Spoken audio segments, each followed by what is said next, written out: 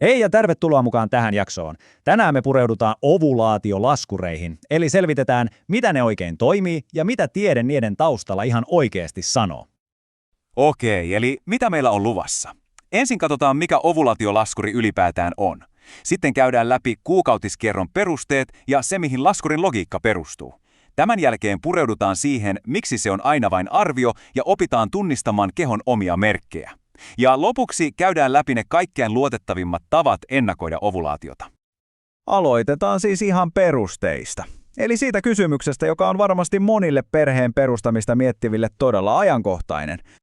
Ja juuri tähän kysymykseen tosi moni hakee vastausta nimenomaan ovulaatiolaskurista.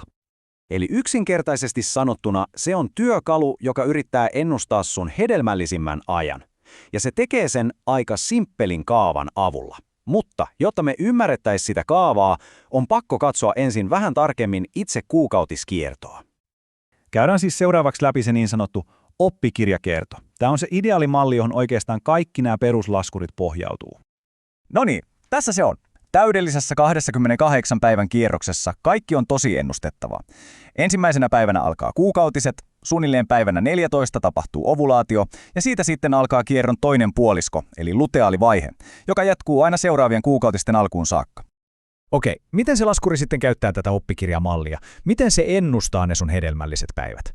No se logiikka on itse asiassa yllättävänkin yksinkertainen. Se toimii näin. Sä syötät laskurin sun viimeisimpien kuukautisten alkamispäivän ja sun kierron keskimääräisen pituuden. Sen jälkeen laskuri tekee yhden ainoan laskutoimituksen, se vähentää sun kierron pituudesta 14 päivää. Tämä 14 päivää on se luteaalivaiheen keskiarvopituus ja sillä tavalla se antaa sulle arvioidun ovulaatiopäivän. Tätä voisi verrata vähän niin kuin historiallisen sääennusteeseen. Se katsoo menneitä kaavoja ja tekee niiden perusteella hyvän arvauksen. Mutta ihan niin kuin sääennustekaan, se ei aina osu oikeaan. Ja tämä vie meidät siihen kaikkein tärkeimpään pointtiin. Eli miksi tämä yksinkertainen laskutoimitus ei ole mikään pomminvarma takuu? No, vastaus on aika selvä. Ihmisen biologia on paljon monimutkaisempaa ja vaihtelevampaa kuin se oppikirjamalli antaa ymmärtää. Ja tämä ei ole mitään mututuntumaa. Tiede on täysin samaa mieltä. Itse asiassa ihan hiljattain vuonna 2023 julkaistu laaja tutkimuskatsaus toteaa, että niin sanotuissa normaaleissa kierroksissa voi olla ihan valtavan suuria eroja. Ei pelkästään eri ihmisten välillä, vaan myös yhdellä ja samalla ihmisellä kuukaudesta toiseen. Oppikirja siis puhuu siitä 8 päivän kierrosta, mutta todellisuudessa normaali kierto voi olla mitä tahansa 21 ja 35 päivän väliltä, eli se haarukka on tosi iso. Ja tässä näkyy se, mikä on todella kiinnostavaa. Me saatetaan ajatella hormonitasoja sellaisina siisteinä, ennustettavina aaltoina, mutta todellisuudessa kun niitä mitataan, nähdään, että se normaali vaihteluväli on ihan valtava. Ja juuri tämä biologinen vaihtelu on se syy, miksi mikään simppeli laskuri ei voi antaa varmaa vastausta. Siihen päälle tulee vielä kaikki elämän realiteetit. Esimerkiksi stressi, sairastelu, huonosti nukutut yöt, matkustaminen. Kaikki nämä ja monet muut ihan arkisetkin asiat voivat vaikuttaa hormoneihin ja siirtää ovulaation ajankohtaa. Tällöin pelkkä kalenteriin perustuva ennuste on väistämättä epäluotettava. No niin, jos se laskuri on kerran vain lähtökohta, niin mitä muuta voi käyttää?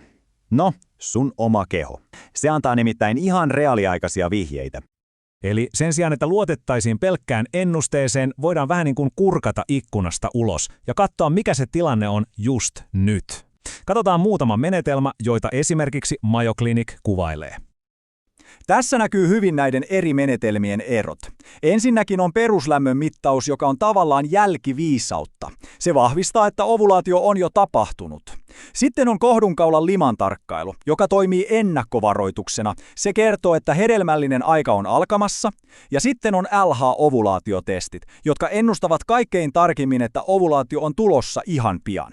Jokainen antaa siis tietoa vähän eri vaiheessa kiertoa. No niin, eli se kaikkein tärkein juttu onkin se, miten me yhdistetään kaikki tämä tieto, jotta saadaan mahdollisimman tarkka kuva tilanteesta.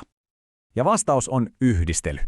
Kun sä otat sen laskurin antaman arvion ja yhdistät sen päivittäisiin havaintoihin sun kehon omista merkeistä, tätä kutsutaan symptotermiseksi menetelmäksi, sä siirryt pelkästä arvailusta paljon tarkempaan ja henkilökohtaisempaan ymmärrykseen sun omasta kierroksesta. Eli vedetäänpä yhteen. Ovulaation laskuri on siis tosi hyvä työkalu aloittamiseen, se antaa hyvän perusarvion. Mutta meidän on muistettava, että todelliset kierrot vaihtelevat tosi paljon.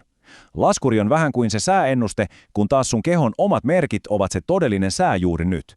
Ja paras tarkkuus saavutetaan ehdottomasti yhdistämällä eri menetelmiä, kuten laskuria, kehon merkkien seurantaa ja ovulaatiotestejä. Loppujen lopuksi tavoitteena on löytää juuri sulle ja sun elämäntilanteeseen sopiva tapa, sellainen yhdistelmä, joka saa sut tuntemaan olosi varmaksi ja tietoiseksi tällä matkalla.